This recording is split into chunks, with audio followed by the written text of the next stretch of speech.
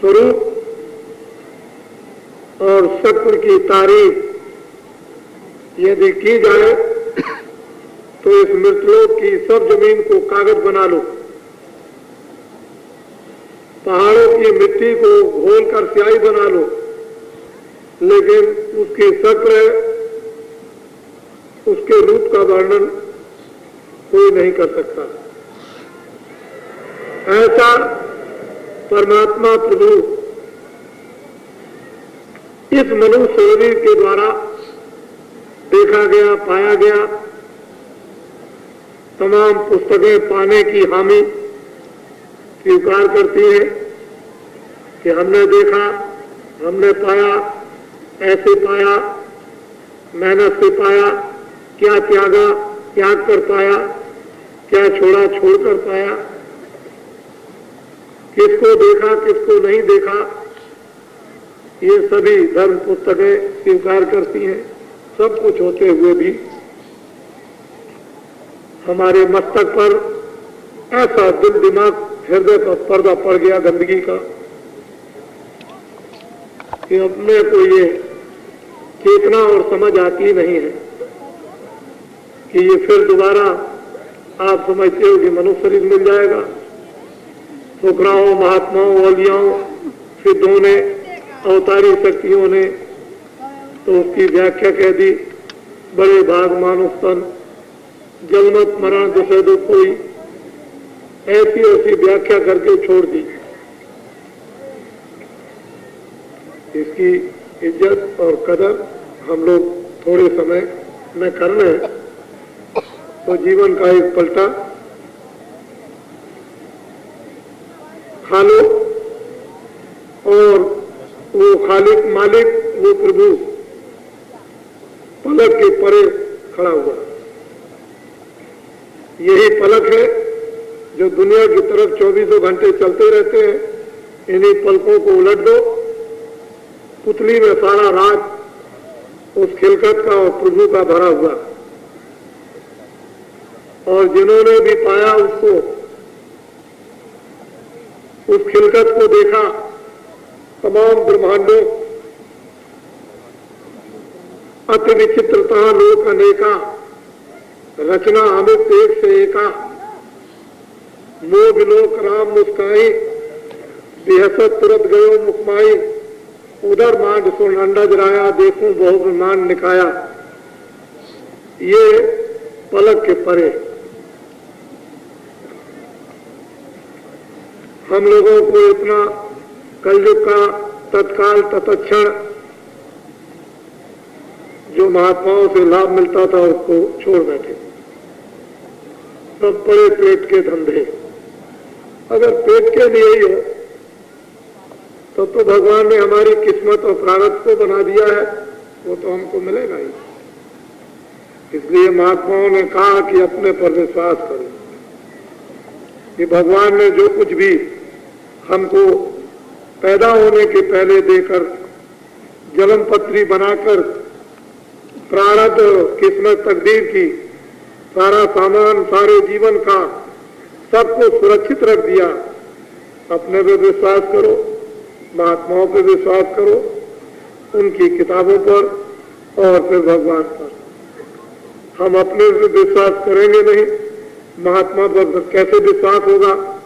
महात्मा पे विश्वास करेंगे नहीं, भगवान का कैसे विश्वास होगा?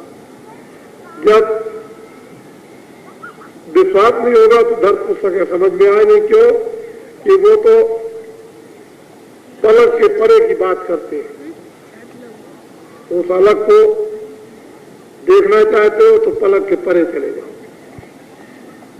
नैन अमीय दृग दोष मंजन, नेत्रों में जो दोष अपनी गंदगी कर्मों का आ गया है उसको साफ करा लो।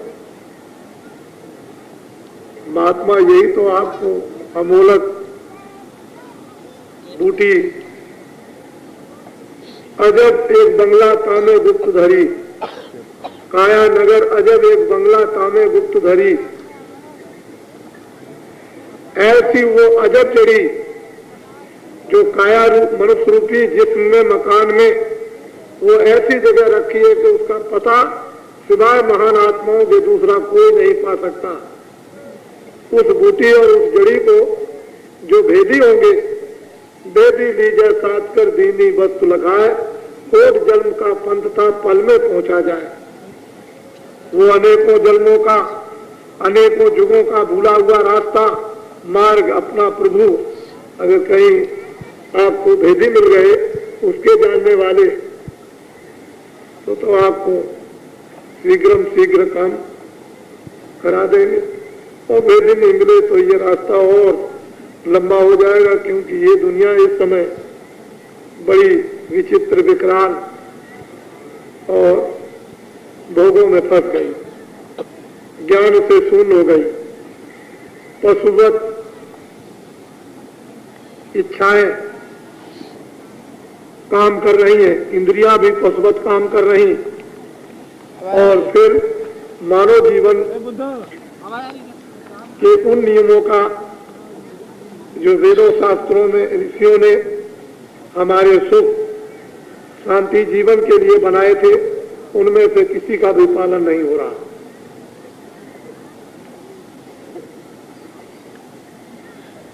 हम आपसे यही अनुरोध करेंगे कि विशेष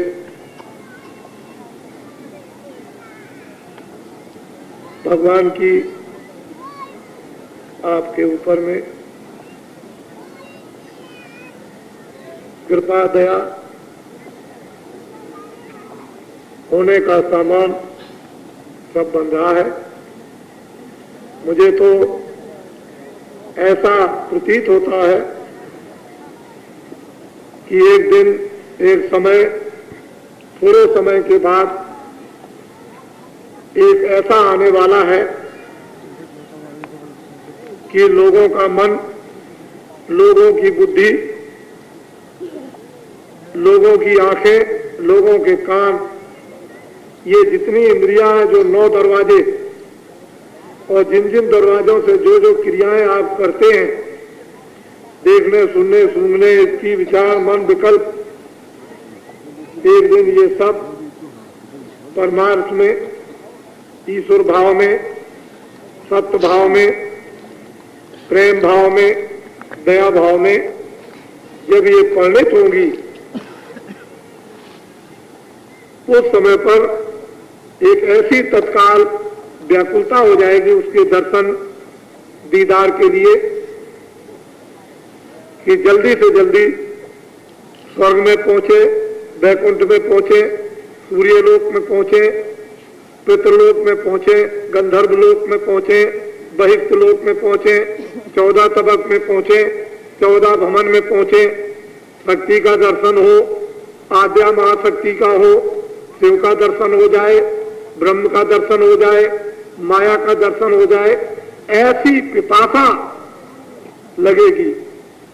और उस पिपासा का एक थोड़ा सा कण मात्र है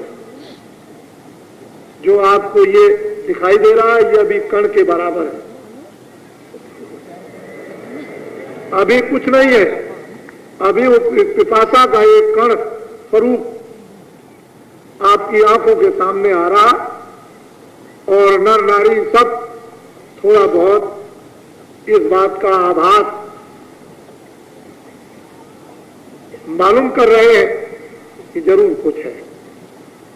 वो समय जब यही गृहस्थाश्रम में सभी अपने लौकिक कार्यों को, मर्यादाओं को, सेवाओं को करते हुए प्राय आदमियों को शाम को अपने आप इच्छा हो जाएगी कि ये काम करना सर्वोपरि है। दिन में काम किया, शाम को बच्चों की सेवा की, और फिर सब के सब नर नारी साधना में लग जाएंगे। जब साधना में लगेंगे तो लोगों को अमुक